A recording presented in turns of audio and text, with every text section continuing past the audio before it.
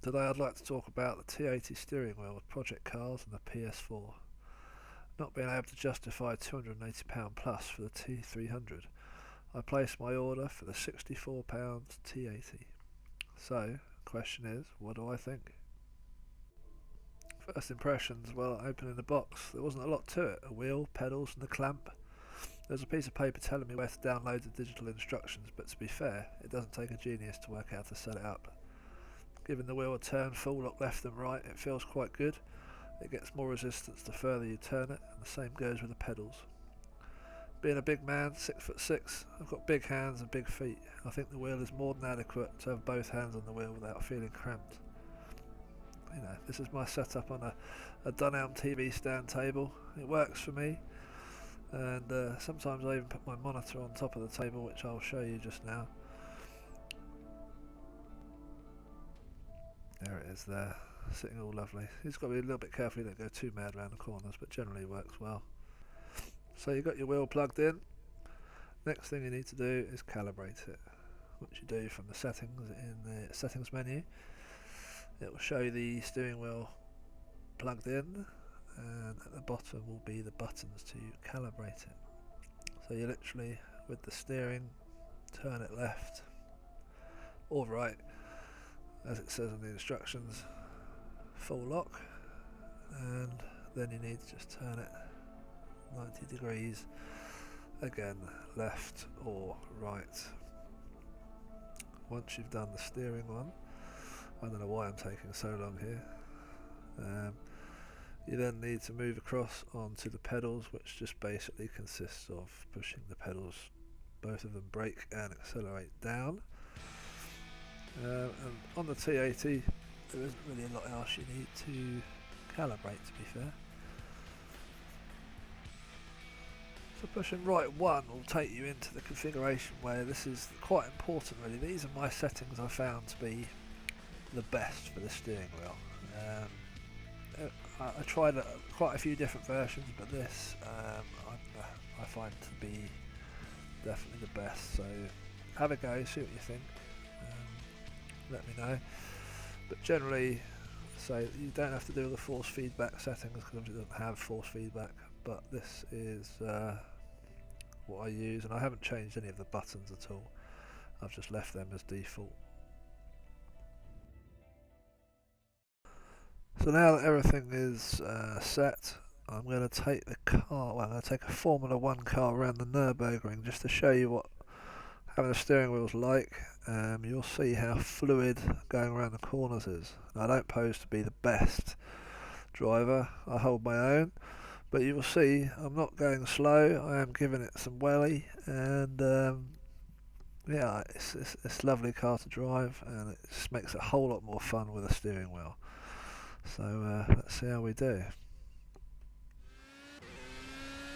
I've put it on time trial now, just to see if I can set a nice little lap time.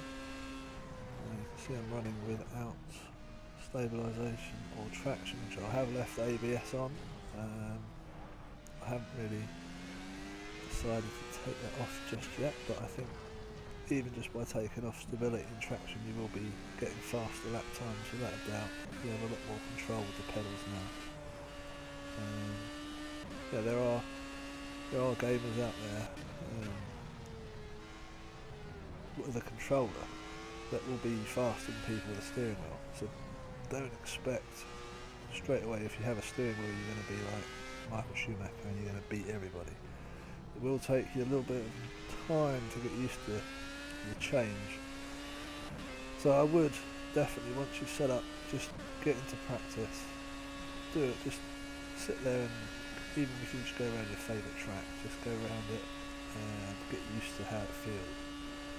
And once you do it, you will notice your times will be faster, and again, I think I said it earlier, it will be a whole lot more pleasurable driving with a steering wheel than a controller. It gives you that feeling that you are actually driving the car. Afterwards, I do feel like I've had a little mini workout, I suppose, just rather than your thumbs having a workout, your arms having a bit more. So yeah, like I say, there are players. I joined a little group called Project Cars Global Time Attack, which is I'll put the link in the description. It's just a daily friendly time attack where you just so you can get the fastest time really. And there are players on there with controllers, as I say, that will beat players with steering wheels, but not always. It's a good little group. They help you try and get better times if you need to. There are some very fast players on there, so it's always nice to see what is actually capable of the same car, because you just pick a track and a car and that's it for that day.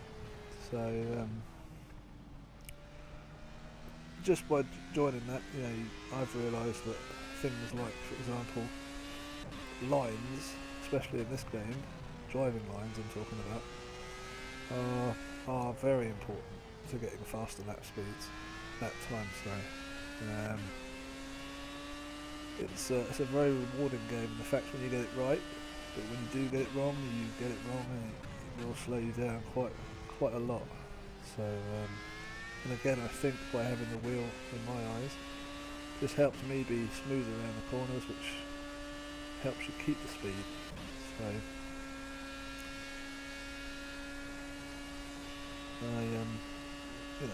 just as I say, don't expect to be the best straight away. So you always get a lot of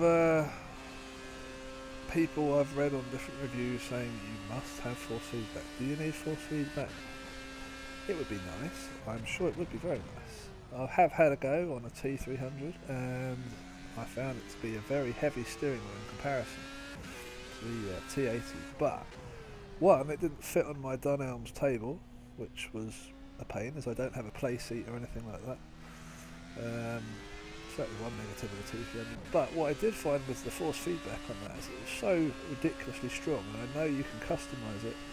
You can change so many different settings. But as a casual gamer, do you need to have force feedback? I don't think you do. And I'm sure there'll people they will argue this fact that you do need to have it. I don't miss it at all. For me, I'm a casual gamer.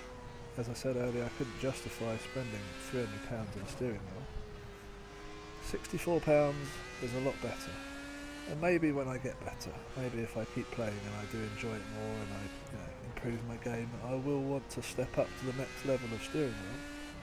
But until then, I'm having a lot of fun with this T80. As I say, it's just enjoyable. I don't, the force feedback, yes, it will help you with knowing if your car's spinning or going over certain bumps and what have you. But again, back to the smoothness issue, it will just help you tenfold. On Call of Duty, I'll play with a mouse and a nunchuck rather than a controller. Again, it gives you that whole lot more control, and this will do the same thing. So I think if you're thinking about getting a steering wheel and you're not sure how much, what to do, how much to spend, this is definitely a first port of call. And I know there's a T100 come out, and that has got force feedback. I think that's about £90 to £100. I can't remember exactly how much. Again, that could also be another alternative. But so entry level, this is good, and you will have a lot of fun with it. I forgot to add as well, I am actually driving here with manual gears, because again, you can't have a steering wheel and drive with automatic gears. It's just not cricket. But here we go, I'm going down the last straight here, absolutely flying along. I think I've done alright on this lap actually. I'm quite looking forward to seeing what time I get. But I think there is definite room for improvement, but I think tuning as well will also help. But I hope you've enjoyed this review. I hope it helps. If you have any questions, then feel free to ask me. It's Biggest Darius, over and out.